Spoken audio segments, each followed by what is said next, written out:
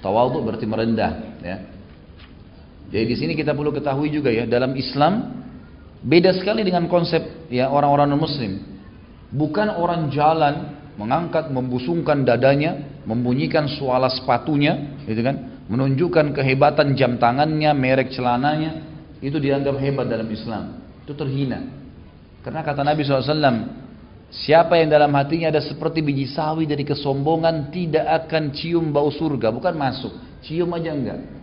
Sebaliknya, siapa yang bertawadhu justru merendah karena Allah, jalan biasa sajalah, bukan juga terlalu bungkukkan badan, tidak, jalan biasa saja, tidak ada kesombongan di situ, kecuali Allah akan tinggikan kedudukannya. Jelas dalam hadis ini dikatakan siapa yang tawadhu sekali untuk Allah, Allah tinggikan derajatnya di surga. Terus sampai dia akan dicatat sebagai orang yang menghuni surga yang tertinggi Firdaus. Abdurrahman bin Auf ini memiliki sifat tawadhu yang sudah masyhur. Beliau memiliki ribuan budak, ribuan pegawai, dan ada ribuan pegawai, ada ribuan budak. Budak ini selalu dibeli sama Abdurrahman, beli 1000 budak, 2000 budak, kemudian tiap hari dibebasin, tiap hari dibebasin. Jadi amal soleh buat dia, dibebasin terus gitu. Dia kalau lagi jalan sama budak-budaknya, lagi jalan di Madinah, kata para sahabat, kami tidak bisa bedakan Abdurrahman dengan budak-budaknya. Bajunya sama, jalan sama-sama dengan mereka, gitu kan. Subhanallah, kadang-kadang orang baru jadi direktur perusahaan, itu pun bukan perusahaannya dia, sudah luar biasa. Nggak boleh jalan dia, kalau belum nggak boleh pegawainya jalan di situ, gitu kan. Parkir mobilnya harus khusus.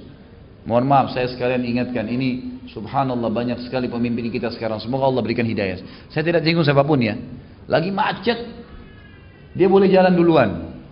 Bagaimana ini? Dari mana hukumnya itu? Subhanallah, gitu kan?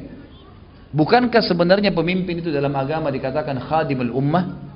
Mereka itu sebenarnya pembantu-pembantu umat, pembantu masyarakat. Mestinya mereka justru membuat itu hilang macetnya, gitu kan? Baru kemudian mereka jalan. Harusnya begitu. Ini enggak, malah dimarahin, malah ditegur, malah di ini. Ya, kadang-kadang ada mobil orang yang dipukul karena nggak mau pindah agar dia lewat. Subhanallah. Ini bagaimana ini gitu? Ini hilang tawadhu'nya, bahkan bisa terbawa dalam unsur kesombongan, gitu kan? Berbahaya sekali. Abdurrahman terkenal dengan ciri ini juga. Kemudian kelebihan yang ke-8, Nabi SAW pernah sholat di belakang beliau. Dan ini terjadi pada saat perang Tabuk. Tentu Nabi SAW ya, sebagai Nabi itu selalu jadi imam, gitu kan?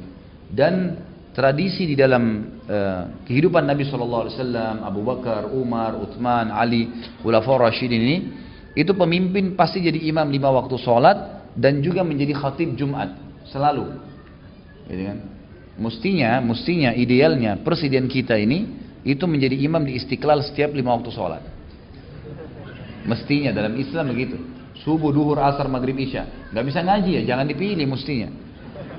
Harus bisa ngaji. Karena harus jadi imam. Contoh dari Nabi SAW itu selama hidup beliau jadi imam. Kemudian juga Abu Bakar begitu, Umar begitu, Utsman begitu, Ali begitu, Khulafaur Rasyidin. Dan Nabi mengatakan berpeganglah pada sunnahku dan sunnah Khulafaur Rasyidin setelahku. Saya ajak teman-teman nonton kriteria pemimpin. Ada ceramah saya di YouTube itu, 2 jam saya bicara masalah itu dan bagaimana ciri-ciri pemimpin dalam Islam.